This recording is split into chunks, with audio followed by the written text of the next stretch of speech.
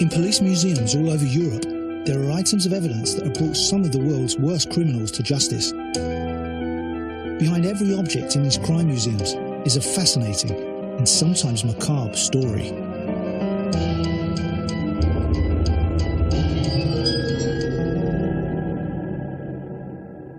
The female of the species may be regarded as the gentle sex, but a look at some of the classic murders of the past shows that although not as common, women are capable of executing both violent and ingenious crimes. At the heart of Europe, in Belgium's historic city of Liège, our first case took place in the 1930s. It concerned a middle-aged widow named Marie Becker, who was eventually found guilty of murdering 11 people and attempting to murder many more. The case of Veuve Becker, the widow Becker, captivated the Belgian public at the time. Proving Marie Becker's guilt entailed meticulous work by Belgian forensic toxicologists who pioneered a new method for detecting the most uncommon poison in human remains.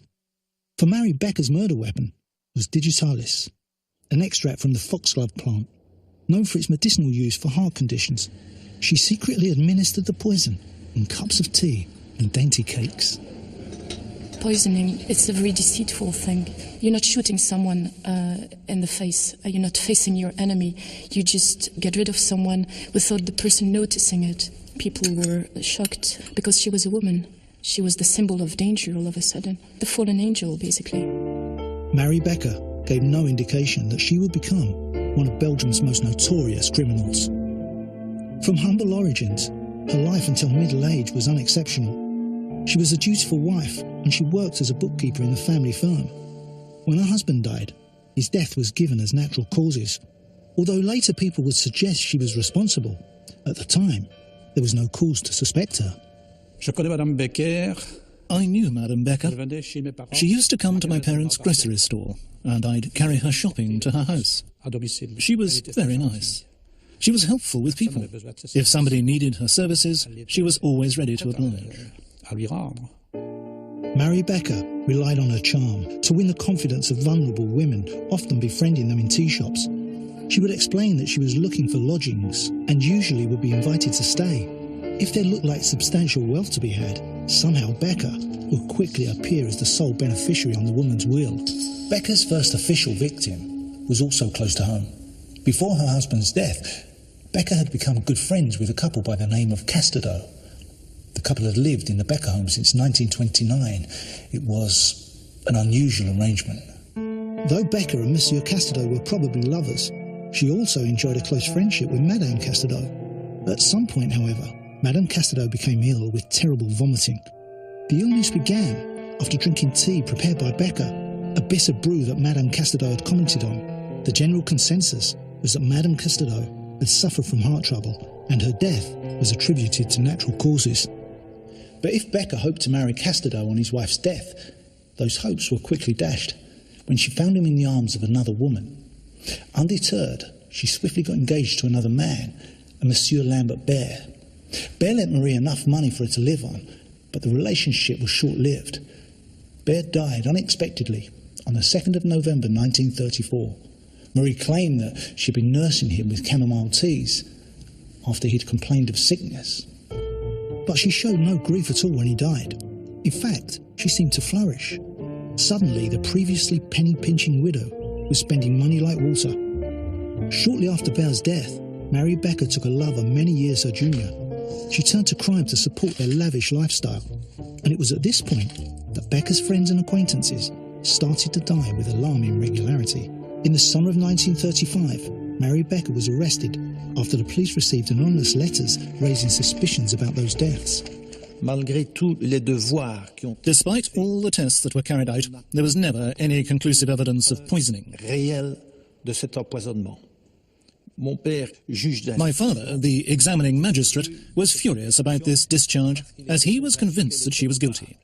But before freeing her, he told her, "Madame, I am releasing you because the judicial authorities have decided so, but don't ever fall back into my claws, because I'll never let you go again." But Becker didn't heed this warning.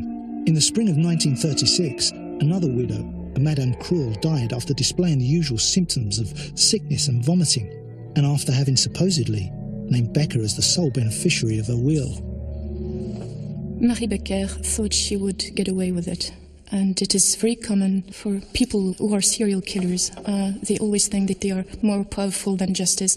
And I'm afraid that Marie Becker got too much self-confidence. Following Widow Cruel's death, another 3 women died in quick succession. Mary Stavard, Mary Boult, and Florence Long, all with the same familiar symptoms.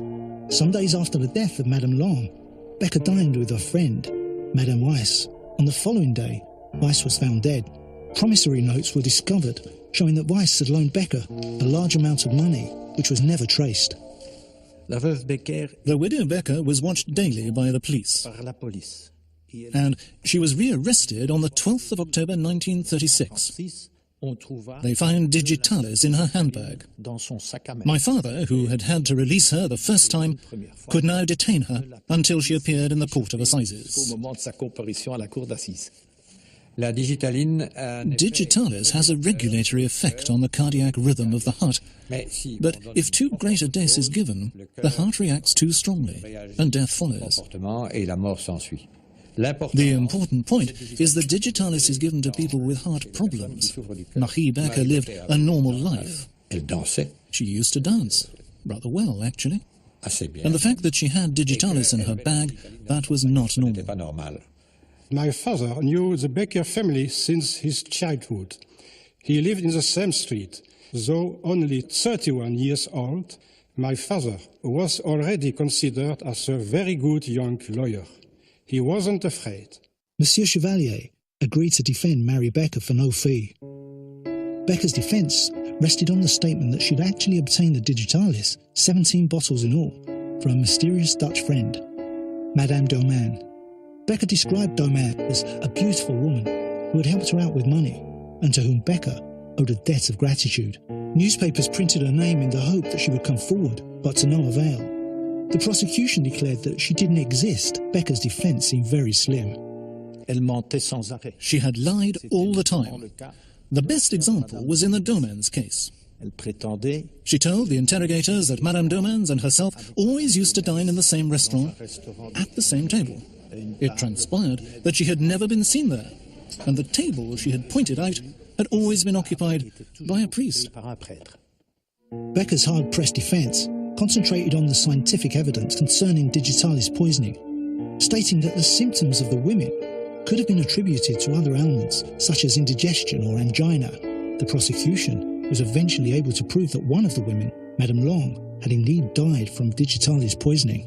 The experts took organ samples from the putrefied bodies and injected them into frogs, then observed the symptoms on the heart.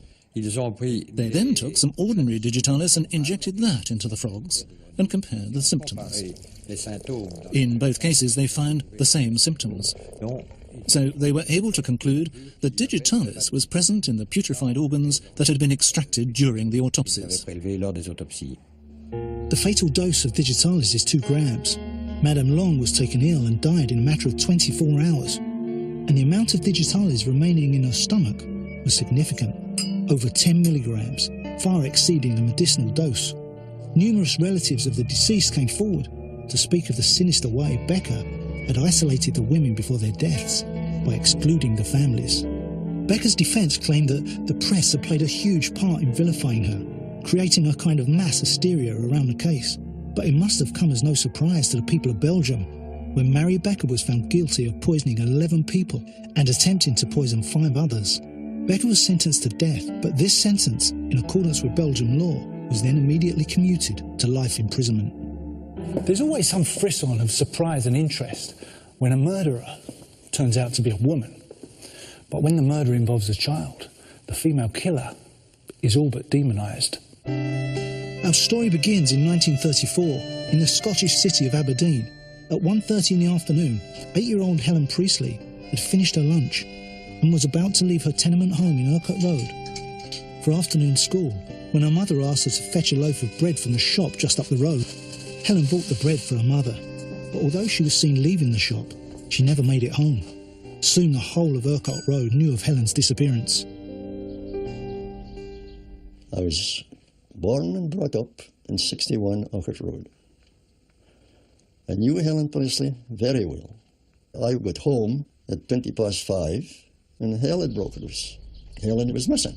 And then the panic set in and everybody was running heed and tail. All the men, mostly men and the young teenage lads and things, they went searching for her whenever she went missing. And there was hundreds of volunteers looking for that child. The police made an inspection of Helen's home and the communal areas of the tenement block, but found nothing. Helen's father, John Priestley, was amongst the volunteers that combed the streets and the allotments that spread out from Urquhart Road. Some went west, some went south. We went through the cricket pitches. It got so dark, in fact it got wet. And they gave up till the next day. But the next day wasn't required because Helen's body had been found. The little body lay wrapped in a sack inside a small recess near the communal toilet on the ground floor of her tenement home. The shock of the discovery by a family friend was compounded by the fact that it appeared she had been violently and sexually abused. When her mother heard something was going on, she came down the stairs and saw her daughter. Her cries filled the building. Frederick Joss, who lived across the landing from Helen's family, recalls the tension during that time. Oh, the atmosphere was very severe. And they questioned everybody in the house. They even followed me to my work. Meanwhile, the post-mortem was being carried out. It produced some unexpected results. There were bruises around the voice box and the windpipe. There was vomit in the airways, and the conclusion was that death was due to strangulation. When the sexual organs were examined, they found there were some very brutal injuries caused by an object about 1 inch in diameter. But when they tested for semen, no semen was present. And it was concluded that someone had injured her to make it look like a rape. Helen Priestley had not necessarily been murdered by a man. 8 families lived at 61 Urquhart Road, and after detailed questioning, all were found to have cast-iron alibis, except Jeannie Donald and her husband, who lived with their only daughter in the ground floor flat directly beneath the Priestleys. Helen Priestley and Mrs. Donald's Jenny, her daughter, all played together in the street. Both the girls were always fighting, Jenny and Helen. Helen kept kicking at Mrs. Donald's door.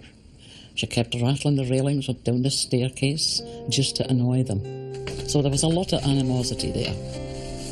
Mr. Donald hadn't joined in the search for Helen. While most of Aberdeen roamed the streets looking for her, the couple were watching their daughter in a dancing competition. The questioning of the couple went on for hours, and by the evening, the detectives had also made a thorough search of their flat. They found a large blood stain on the floorboards, and although they had no evidence that it was human blood, they arrested Alex Donald and his wife, Jeannie, on suspicion of murder. Jeannie Donald stated clearly, "I didn't do that." Aberdeen was electric with the news that an arrest had been made, and crowds who had witnessed the police coming and going from Urquhart Road all day now packed the streets. The Black Maria couldn't even get through the crowds. They were so bad, and they were rocking the van and, battering it with sticks. It was so bad. From the partially digested food in Helen Priestley's stomach, the time of death was estimated to have been between 1:30 and 2:30 in the afternoon, when Alex Donald had been at work. Jeannie Donald was left to face the charge of murder alone. We just couldn't believe it. To think that she'd been so kind to all his children and she had already committed a murder. The eminent forensic pathologist Sidney Smith was brought onto the case, and as the scientists began their work, the evidence against Jeannie Donald grew. Firstly, Smith analysed the sack in which Helen Priestley's body had been found. It had the word boss printed on it and had a hole in the top right-hand corner. Identical sacks were found in Jeannie Donald's flat. She stored her potatoes in them. Each had a hole in the top right-hand corner where she hung them on a hook. But it was what was inside the sack that interested Sidney Smith. When Helen's body had been discovered, cinders were found in her hair and between her lips. Inside the sack, Smith now discovered a handful of washed cinders, as well as human and animal hair and fibres. In the tenement block, Jeannie Donald was known to be the only housewife who carefully washed off the ash from cinders that would, for economy, be reused on the fire. The human hair inside the sack also proved of interest. It was definitely not Helen's hair. It was coarse and waved as if by an artificial perm. When compared with hair taken from Jeannie Donald's head, Smith found them indistinguishable. A loaf of bread found in the Donald flat also became a piece of evidence. It was a type of loaf known as a plain loaf, the sort that Helen Priestley had been sent out to buy on the day of her death. Jeannie Donald never bought this sort, always preferring a French loaf. Smith needed harder evidence than this. He turned his attention to the wounds that Helen had received in the simulated rape. Could the rupture of her intestinal canal have led to her blood being contaminated by bacteria? Working with a professor of bacteriology, Smith found that there was some bacterial contamination, and when they examined the bacteria, they found there was one really unusual bacteria, one that the professor had never seen before. They did isolate this particular bacteria from the washcloths found in the house. The linking of an unusual bacteria from the body to a washcloth found at the scene was extremely sophisticated scientific work at that time. While none of the evidence from the Donald flat was in itself conclusive, altogether, Smith's work totalled a staggering 253 separate pieces of evidence. Even the defence would concede that this was impressive. The atmosphere was charged with tension when the jury returned. The verdict could almost be read on their drawn faces. It was unanimous. Guilty. Immediately, Mrs. Donald collapsed. The judge, Lord Atchison, was deeply moved by the situation, and with a black cap on his head, he pronounced the death sentence in a voice which was lowered by his emotions to a scarcely audible whisper. Jeannie Donald will be the first woman to be hanged in Scotland in modern times. But on the 3rd of August, an appeal was lodged, and at the 11th hour, her sentence was commuted to life imprisonment. Jeannie Donald, a model prisoner by all accounts, was released in 1947 after 13 years. The mystery of why and how she killed Helen Priestley is still a matter for speculation. According to the neighbours, Helen was a very irritating child, and you can imagine that on this particular day, Mrs. Donald flung open the door and grabbed the girl and shaken her out of annoyance, and suddenly she'd fallen unconscious, and Mrs. Donald may have thought she'd killed her. It was discovered at post-mortem that Helen Priestley had an enlarged thymus gland, a gland that's in the chest, and so she suffered from a condition called status lymphaticus. And it was believed at that time that this condition would predispose someone to collapsing or dying if they're exposed to violent exercise or a shock. Perhaps having something thrust up inside her, the poor child woke up and started to scream. According to Sidney Smith, he thought that Jeannie Donald had tried to start by screaming by putting her hands around her throat. Jeannie Donald made a statement to the police that they'd woken up in the night and one of them had made a cup of tea at about 2:30. Perhaps during that cup of tea, Mrs. Donald confessed to her husband that the dead child was under the sink, and I think she must have persuaded her poor husband, after presumably a horrified reaction from him, to take the body out and put it by the closet. So they must have been creeping about all night, doing grisly deeds. Mrs. Donald wasn't a vindictive person. She was a very, very nice person. And I just think she snapped. She never meant to kill her, I'm sure. And yet, the injuries were so violent. It's extraordinary. In the Becker and Donald cases, the sex of the murderer was almost more significant than the facts of the murders. Two women who, through very different crimes, showed people what they didn't want to believe, that men certainly don't have the monopoly on violence.